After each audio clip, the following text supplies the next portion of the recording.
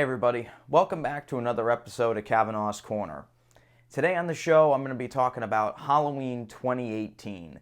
Now I have to call it Halloween 2018 because for some reason they decided to call this movie Halloween, even though there's already been two other movies in the series called Halloween, including the original and the remake that Rob Zombie did a few years ago. I do not understand why they couldn't have come up with a subtitle to this film, but they just wanted to keep it simple and just call it Halloween, and it's not the greatest title in the world. It's definitely also not the best Halloween ever made, but it's a pretty good movie. I enjoyed it, and I'm here to talk to you about it today. Now, first and foremost, I want to apologize for not bringing you this review sooner. I meant to see this review last week, but I had kind of a health scare. I don't know if you can see it, but I got some pretty bad marks on my arm there. That's from an IV. I was in the hospital earlier this week. I'm doing a lot better now, but it was one of those things where it kind of came out of nowhere, and there was just absolutely no way I could go see this movie up until very recently. So I want to thank you for your patience, and I really appreciate you guys being there for me. I am okay. I am fine. I had a little bit of a viral infection, but it's okay. They shot me up with a ton of antibiotics, and I'm back, so just wanted to say thank you all. But anyway, let's get on with the review. Enough about me. Let's talk about Halloween. Now, Halloween is, in my opinion, a pretty good follow-up to the original. If you don't know, this new Halloween ignores everything after the first film. Number 2 and onwards do not exist in this universe, and it is basically a direct follow-up to the first film. Now, in this review, I will not be spoiling anything about the film. I do not do any spoilers. I'm sure you can find videos on YouTube and in other areas of the internet where you can see spoilers. I will not be spoiling this film. So anyway, Halloween, I think, is a pretty good follow-up. There are some truly terrifying moments in this film. I jumped a few times. There are some pretty lame jump scares in the first half of the film that I thought were really just kind of really unnecessary, but I think they had to put them in there because of all the jump scare stuff now that horror movies do. But the movie does get pretty suspenseful at times, and I thought it was a fairly scary film. It did capture the feel of the original Halloween movie without copying it too much, although there are a lot of things that are copied from other films in this. Again, I'm not going to talk about that because it would spoil the movie. But I thought it did have some pretty good moments. The absolute number one best thing about the movie is Jamie Lee Curtis.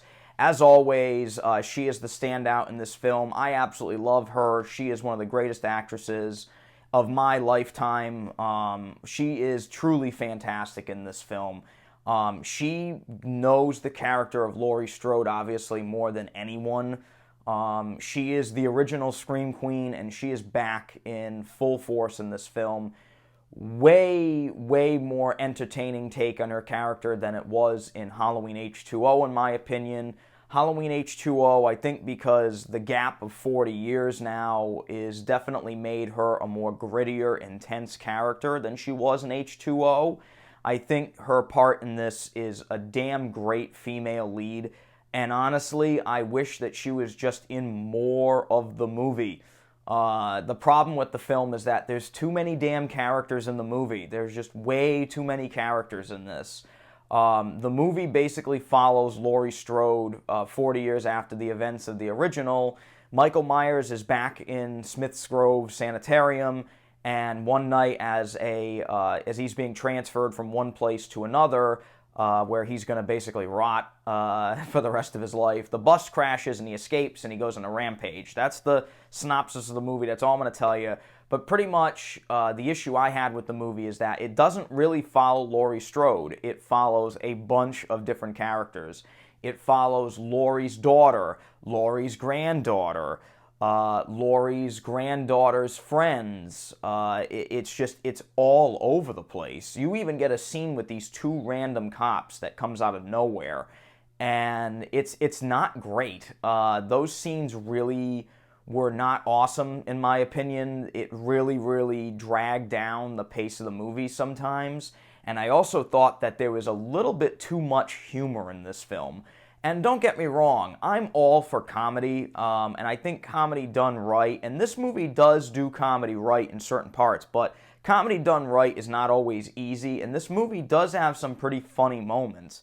Now, one thing about the movie is the fact that it really doesn't really have a sense of tone. Now, it's just a tad too much comedy in the movie. Now, you know, there's some scenes in the movie where the comedy really works, and there's others where it just comes out of left field and it feels so out of place. You know, some of the Halloween movies do have moments of comedy, moments of brevity to kind of lighten up the tone, but some of the Halloween movies work best when they're just out and out, just intense. And honestly, I think the movie would have been slightly more in line with the Halloween franchise if it really just kind of stayed kind of serious. You know, even the first movie very rarely has any sort of lightened tone or anything. Like, you get some of that from some of the side characters here and there in the first film, but in this movie, it's really just, you know, it's really either a very light tone, or it's Michael killing people, or it's, you know, that kind of suspense. Now, most of the suspense of the movie is in the second half, and I felt that definitely the second half of the movie, near the end of the film, is definitely the best part of the film. That's where pretty much everything comes to a head, and that, to me, I felt was the most entertaining part of the whole film.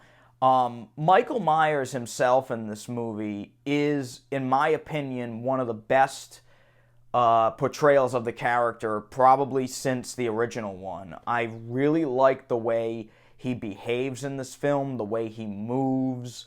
The kills in the movie some of them are pretty nasty. Not all of them are on screen, but some of them are pretty intense. And that, I think, was a necessity for the modern age. You can't just have him stab a few people and be done with it, even though he does that a few times in this film. But I think it was just, you know, it was pretty much in line in what I expected from old Michael Myers, old man Myers, as I like to refer to him in this movie, because he is the same age as Laurie. He's getting up there.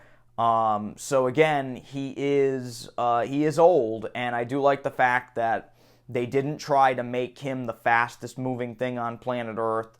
He never really has been an extremely fast character, except for a few of the Halloween films where he's somehow like just very intense and strong and stuff. And in this, again, he is, you know, a very intense character, and he is scary.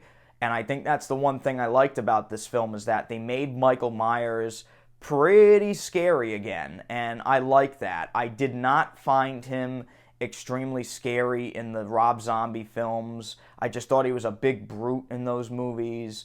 I did not like the way he was portrayed in most of the Halloween sequels. Halloween H2O is one of my more favorable films, even though that movie does have a lot of problems. The way Michael Myers is portrayed in that is hit or miss to me. The mask in that one is definitely a mess, but in this one here, the mask was, you know, great. The character, the way he was portrayed was great. His movements were great. And honestly, he really did great in this film. I think the actor that portrayed him did a very good job.